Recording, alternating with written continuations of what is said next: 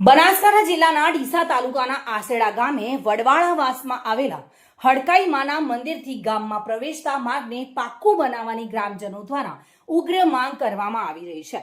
કાચા રસ્તાના કારણે ખાસ કરીને ચોમાસામાં વિદ્યાર્થીઓ અને ગ્રામજનોને ભારે હાલાકી ભોગવવી પડતી હોય છે। આ માર્ગ પર પાણી ભરાઈ જવાથી અવરજવરમાં મુશ્કેલી બને છે, જેના કારણે સ્થાનિકો દ્વારા આસેડા ગ્રામ પંચાયતને આ રસ્તાનું તાત્કાલિક નવીનીકરણ કરવા અને તેને પાક્કું બનાવવાની અપીલ કરવામાં આવી છે।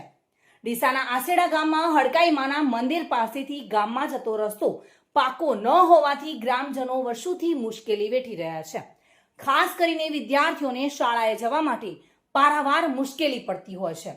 ચોમાસા દરમિયાન આ રસ્તા પર વરસાદી પાણી ભરાઈ જવાથી પરિસ્થિતિ વધુ વણસે છે। પાણી ભરાવાને કારણે લોકોને અવરજવર કરવામાં ભારે હાલાકી પડે છે અને તેમને મુશ્કેલીઓનો સામનો કરવો પડે છે। આ સમસ્યાનો આજ દિન સુધી કોઈ કાયમી ઉકેલ આવ્યો નથી।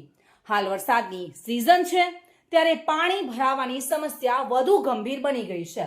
આથી આસેડા ગ્રામ પંચાયત દ્વારા આ માર્ગનું તાત્કાલિક નવીનીકરણ કરીને પાક્કો રોડ બનાવવામાં આવે તેવી ગ્રામજનો અને વિદ્યાર્થીઓ આશા રાખીને બેઠા છે અને સત્વરે કામ શરૂ થાય તેવી લાગણી વ્યક્ત કરી રહ્યા છે। મારું નામ છે જયેશકુમાર ભગવાનજી ઠાકોર। ઠાકોરવાસ દુહારવાસની બાજુમાં અમારા વાસમાં અર્ચના માતાનું મંદિર આવેલું છે અને ત્યાંથી બાળકોને સ્કૂલે જવામાં બહુ તકલીફ પડે છે।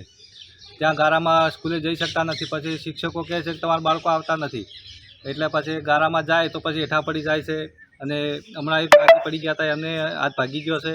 અને જે બાળકો છે પછી કોઈ વડીલોને બહાર જવું હોય ગામમાં તો પછી ચોમાસામાં બહુ તકલીફ પડે છે અને બહુ વિશાળ ગારો થાય છે, રિક્ષા પણ આવી શકતી નથી અને સભ્ય કે કોઈ સરપંચ અમારું સાંભળતા નથી। અમે રજૂઆત કરી પણ એ કે થઈ જશે તમારા રોડનું કામકાજ, પણ કોઈ એના કોઈ પછી તપાસ આવતી નથી કે કોઈ કામકાજ થતું નથી। મારું નામ ઠાકોર રોજી દિનેશજી છે। હું વડવાળા વાસમાં રહું છું।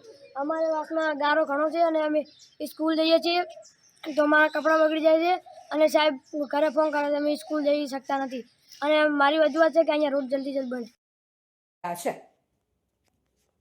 વિપુલ મંડોરા સાથે bureau report, today Gujarati news.